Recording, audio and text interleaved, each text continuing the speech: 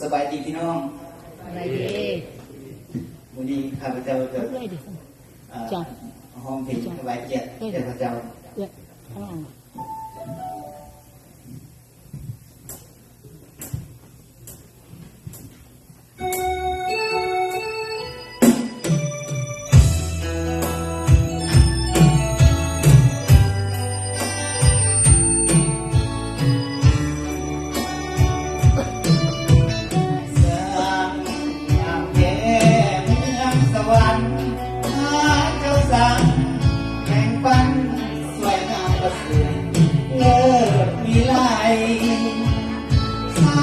ด้วยมุกแก้ว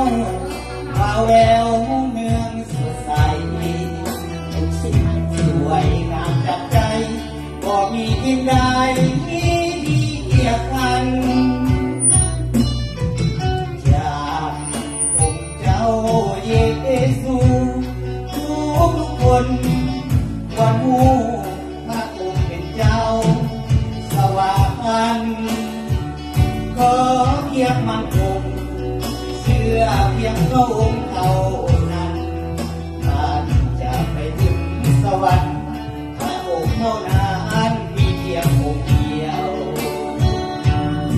ดนตรีเสียงกลองขับลำหวานดวงจิตสีซื่นบานมีทั้งอาหารเหมือนยิ้มให้ท่านจะบ่เศร้าพระเจ้า